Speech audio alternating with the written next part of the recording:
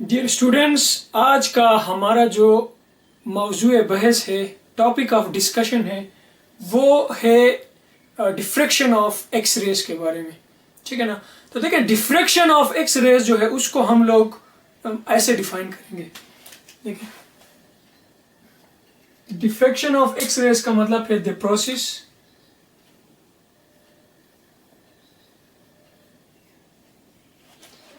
Process of spreading of X-rays the process of spreading of X-rays after passing through a small opening or slit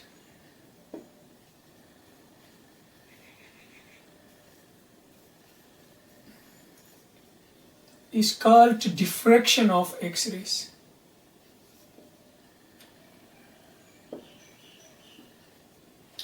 so diffraction का बुनियादी मतलब है x race अगर एक small slit में से या ओपनिंग में से पास हो जाए, पास होने के बाद अगर वो फैल जाए तो उस स्प्रेडिंग का जो प्रोसेस है उसको हम लोग डिफ्रैक्शन ऑफ एक्स रेस का नाम देते हैं।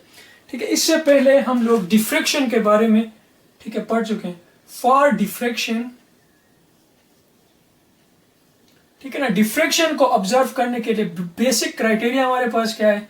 Size of slit must be of the order of the wavelength of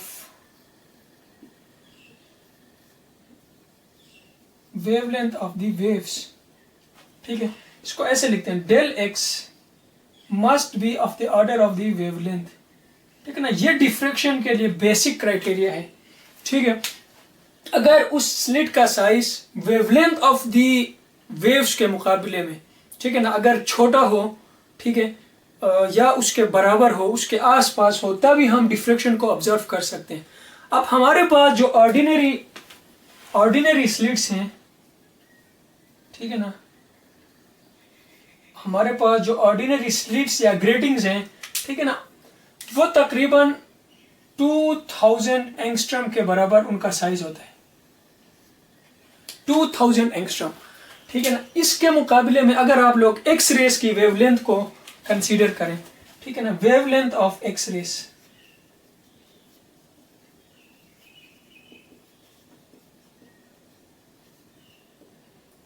that is of the order of, ठीक है, 1 angstrom -10 metre.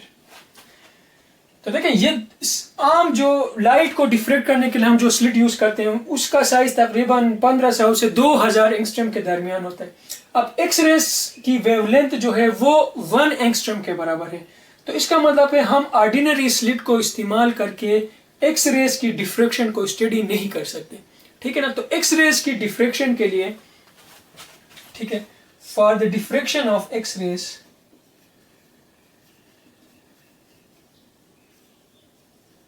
for the diffraction of X-rays we use crystals।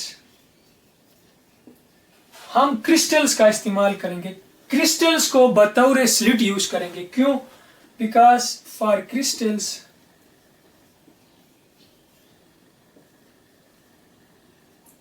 The interplanar distance are, जिसको हम लोग lettuce parameter का नाम भी देते हैं, पैरामीटर डी जो है, this D is of the order of 1 angstrom. ठीक है, एक क्रिस्टल के दो प्लेन्स के दरमियान जो फासला होता है, जिसको हम लोग लेटिस पैरामीटर या लेटिस कांस्टेंट का नाम देते हैं, वो 1 एंगस्ट्रम के ऑर्डर में होता है। तो इसका मतलब है हम एक्स रेस की डिफ्रैक्शन को आसानी के साथ, ठीक है ना, वाज़ेह तौर पर अगर स्टडी करना चाहें तो हम लोग, ठीक है, क्रिस्टल्स को यूज करेंगे, क्रिस्टल डिफ्रैक्शंस करेंगे। अच्छा, तो देखें, क्रिस्टल डिफ्रैक्शन के लिए फर्ज करें ये हमारे पास एक ठीक है, एक्स रे का एक सोर्स है, this is X ray source. यहां से हमने एक्स रे पैदा की, उसके सामने मैंने दो स्लिट्स रख दिए, these are two very fine slits, slit 1, this is slit 2, ठीक है। और यहाँ पे इन दो स्लिट्स से गुजरने के बाद उस एक्स रे के सामने हमने यहाँ पे एक क्रिस्टल रखा, फॉर एग्जांपल हमने यहाँ पे रखा NaCl क्रिस्टल, उस ठीक है क्रिस्टल के सामने हमने रखा, ठीक है, एक screen photographic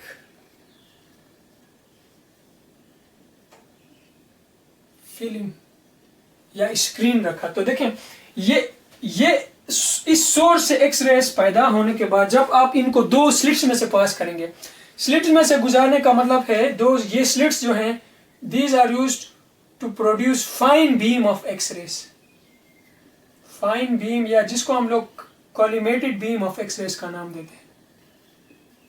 so these two slits are used for collimation या कॉलिमेटर के तौर पर इनको इस्तेमाल करेंगे। ये एक्स रेस जब इस ठीक है ना क्रिस्टल पे फॉल करेंगे तो यहां इस क्रिस्टल पे फॉल करने के बाद ये ऐसे ठीक है ऐसे ये एक्स रेस बिखर जाएंगे, ठीक है। अच्छा तो देखिए अगर आप लोग इनका पैटर्न देखें इस फोटोग्राफिक प्लेन पे, तो सेंटर पे आपको एक डार्क स्पॉट नजर आएगा, उसके इर्द गिर्द एक ब्राइट, ठीक है, फिर एक डार्क, फिर एक ब्राइट, फिर एक डार्क, यूं एक पैटर्न बनेगा। इसको आप लोग इस पैटर्न को आप लोग नाम देंगे लव पैटर्न का, या इसको हम लोग लव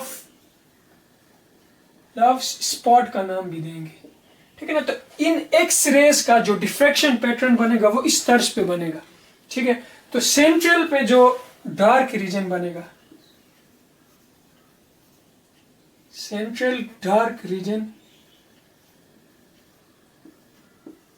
सेंट्रल डार्क रीजन जो है ये मैक्सिमा को रिप्रेजेंट करेगा, ठीक है ना, सेंट्रल डार्क रीजन। और उसके अलावा जो ठीक है फेंटर ब्राइट रीजन है,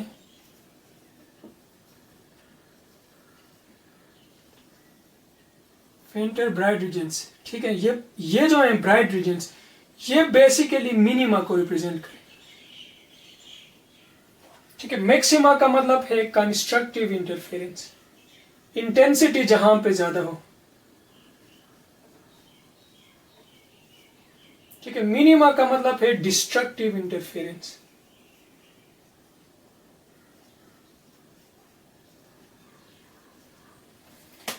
अच्छा जी देखिए यहां पे डार्क स्पॉट जो है वो एक्सरेस के केस में वो मैक्सिमा को रिप्रेजेंट करेगा। क्यों? हमने यहां पे एक फोटोग्राफिक फिल्म यूज किया है, ठीक है ना। फोटोग्राफिक फिल्म पे जब एक्सरेज उसको हिट करेंगे तो जहां पे एक्सरेज हिट करेंगे वो एरिया आपको डार्क नजर आएगा, ठीक है। फॉर एग्जांपल अगर आप लोग ठीक है ना किसी बॉडी ऑर्गन का एक्सरे मालूम करें तो जहां पे बोन होगा, बोन का जो रीजन है ठीक है ना वो आपको वाइट नजर आएगा, ब्राइट नजर आएगा। उसके अलावा जो रीजन्स हैं वो आपको डार्क नजर आएंगे, क्योंकि वहां पर एक्सरेज जब उस फोटोग्राफिक फिल्म को हिट करेंगे तो वहां पे आपको डार्क स्पॉट मिलेंगे, ठीक है ना। तो डार्क स्पॉट का मतलब है मैक्सिमा। मैक्सिमा वहां पे आएगा जहां पर कंस्ट्रक्टिव इंटरफेरेंस होगी। और फेंटर ब्राइट रीजन्स जो है वो बेसिकली इस लव पैटर्न या लव स्पॉट जो है उसमें उन रीजन्स को रिप्रेजेंट करेंगे जहां पे डिस्ट्रक्टिव इंटरफेरेंस होगी, ठीक है। सो द ब्राइट रीजन्स या मिनिमा जो है वो हमेशा ब्राइट रीजन्स को इस पैटर्न में रिप्रेजेंट करेंगे। अच्छा जी, अब ये डिफ्रेक्शन ऑफ एक्सरे जो है इसको ठीक है मैथमेटिकली समझने के लिए हम लोग एक लॉ का इस्तेमाल करते हैं जिसको हम लोग ब्रेक्स लॉ का नाम देते हैं। अब ब्रेक्स लॉ जो है उसको समझने की कोशिश करेंगे।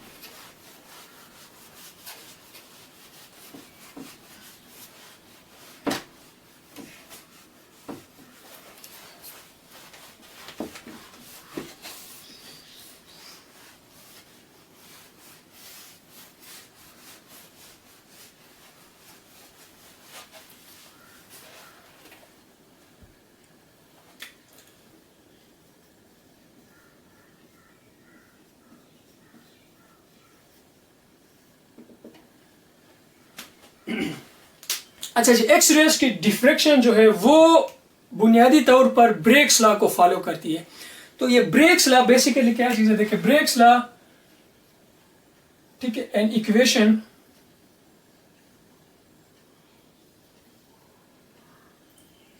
which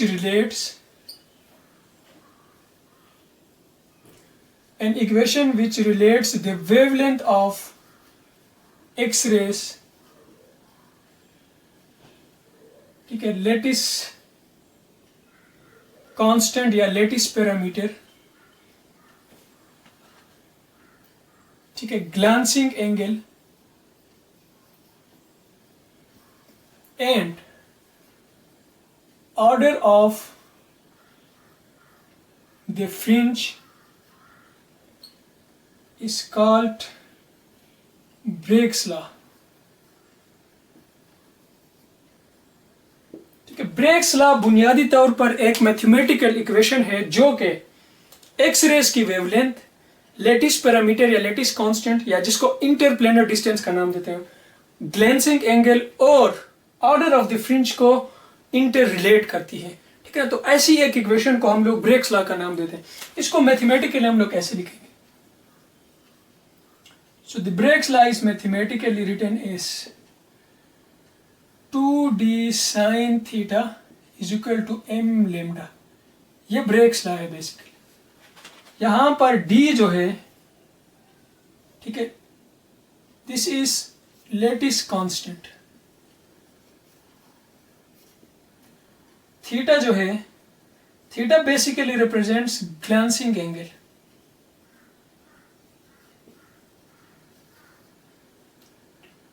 एम जो है वो order of the fringe, order of the bright fringe को रिप्रेजेंट करेगा। और लेम्डा जो है, this represents wavelength of the x raise.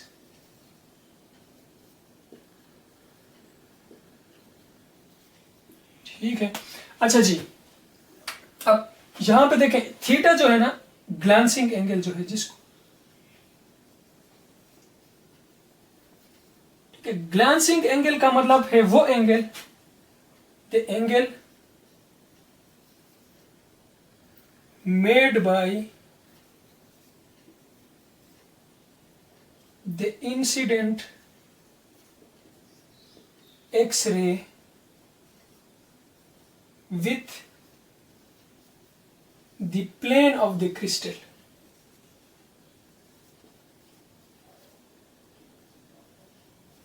It's called glancing angle। ठीक है ना, वो एंगल जो कि incident X ray plane of the crystal के साथ बनाती है, उस एंगल को हम लोग, ठीक है, ग्लेंसिंग एंगल थीटा का नाम देते हैं।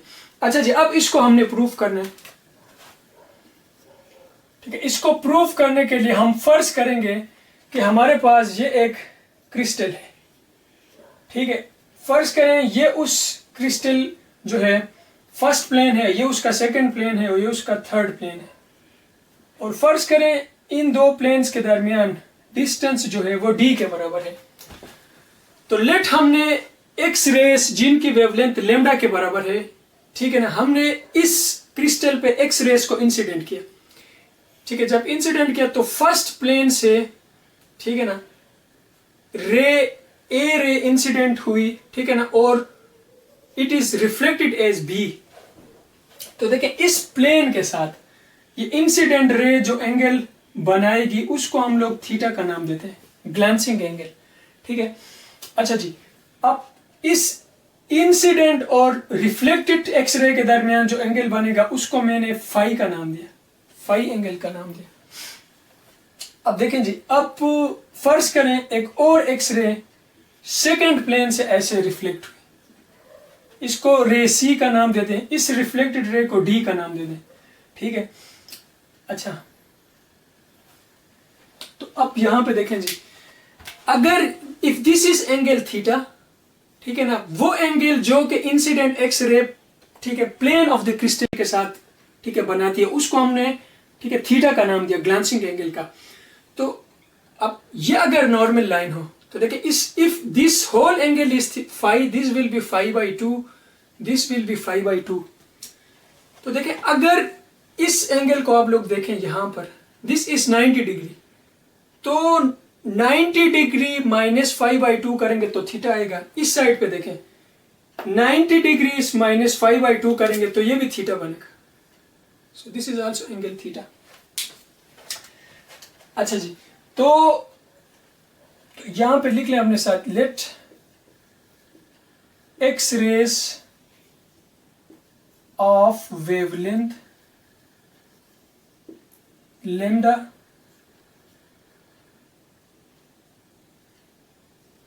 are incident on a crystal having lattice constant d, ठीक, let ray A is making glancing angle of theta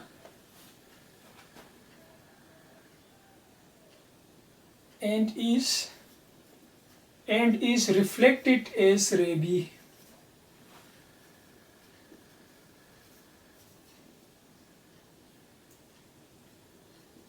ठीक है ना, ये रे ए जो है, this makes an angle theta with the plane and is reflected also making with some angle theta with the plane, ठीक है, एज रे B. Similarly the X ray सी जो है हमारे पास, ray C is reflected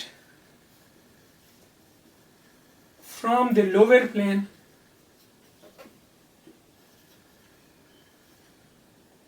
as ready. अच्छा जी, अब अगर हम लोग इन दो रेस के दरमियान पाथ डिफरेंस मालूम करें, ठीक है जी, तो देखें यहां पर दिस रे सी ने इस रे ए से इतना फासला ज्यादा तय किया, दिस मच, और इस रे डी ने अगर आप लोग यहां पे कट करें तो इतना ज्यादा फासला बी के मुकाबले में ज्यादा तय किया। तो इनको अगर आप लोग नाम दो, फर्ज करें इसको मैंने P का नाम दिया, इस पॉइंट को Q का नाम दिया, इसको R का नाम दिया, इसको S का नाम दिया। तो यहां पे देखें जो दूसरा, दिस इज रे 1, दिस इज रे 2, रे 1 के मुकाबले में रे 2 ने इतना ज्यादा फासला तय किया। यहां पे देखें जी QR S के मुकाबले RS के बराबर, ठीक है ना। The path difference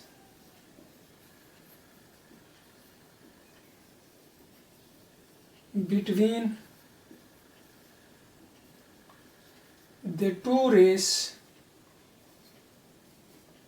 will be, इनके दरमियान पाथ डिफरेंस जो है वो किसके बराबर आएगा, path difference is equal to QR plus RS।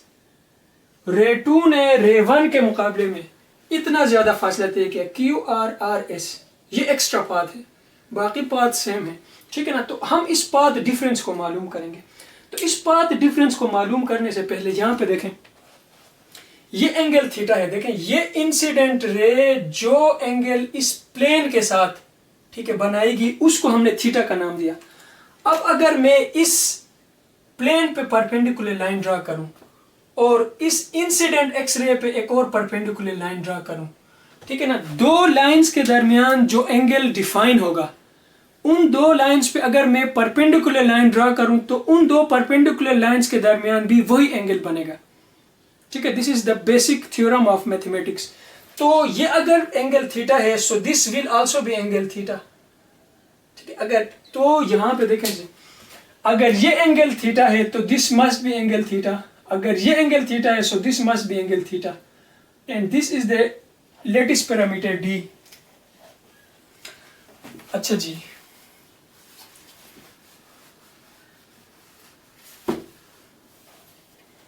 तो देखें अगर हम इस, ठीक है ना, लेटिस पैरामीटर को ऐसे डिवाइड करें, this is angle theta, this is D, ठीक।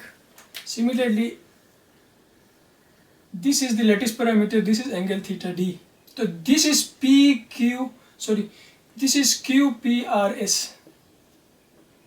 तो यहाँ पे ये डिस्टेंस पी आर जो है, ठीक है ना, पी क्यू आर एस, ये क्यू आर डिस्टेंस जो है, ठीक है, from triangle P Q R and P R S. तो अगर मैं क्यू आर को मालूम करूं, so this will be D sine of theta. Similarly यहां पे मालूम करें, अगर आप लोग आर एस को मालूम करें, so this will be D sine of theta. देखें थीटा का जो अपोजिट साइड है उसके साथ हम लोग साइन थीटा लगाते हैं। सिमिलरली है, this is angle theta, this is side D, तो this will be D sine of theta. तो इसमें पुट करें तो पाथ डिफरेंस आपके पास आएगा, path difference is equal to D sine theta plus D sine theta. So you will get 2d sine of theta. So path difference is equal to 2d sine of theta. अब ray 1 और रे 2 के दरमियान जो path difference आएगा वो बराबर होगा 2d साइन ऑफ थीटा के। अब यहां पे देखें, अगर इन दो रेस के दरमियान हम यहां पे कंस्ट्रक्टिव इंटरफेरेंस को देखें, तो कंस्ट्रक्टिव इंटरफेरेंस यहां पर उस वक्त होगी अगर ये path difference integral multiple of the wavelength के बराबर हो, ठीक है ना। फॉर मैक्सिमा, मैक्सिमा का क्या मतलब है, for constructive interference, for constructive interference of the two X-rays, तो this path difference must be of integral multiple of the wavelength. तो इस पाथ डिफरेंस की जगह यहां पे लिख दें 2d sine theta is equal to m lambda, ठीक है। ये ब्रेक्स ला है बेसिकली, m की वैल्यूज आपके पास 1 2 3 एंड सो ऑन, ठीक है ना। तो ब्रेक्स ला बुनियादी तौर पर लेटिस पैरामीटर, ग्लेंसिंग एंगल और एक्स रे जो है उसकी वेवलेंथ के दरमियान रिलेशनशिप है।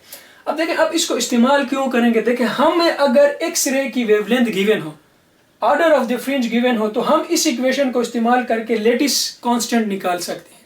या मुझे अगर एक नॉन क्रिस्टल, ठीक है, गिवन हो जिसका लेटिस पैरामीटर मुझे मालूम हो, तो मैं इस इक्वेशन को इस्तेमाल करके अननोन एक्स रेज की वेवलेंथ को मालूम कर सकता हूँ, ठीक है ना। ये बुनियादी तौर पर हम लोग क्रिस्टलोग्राफी में यूज करते हैं। Thank you.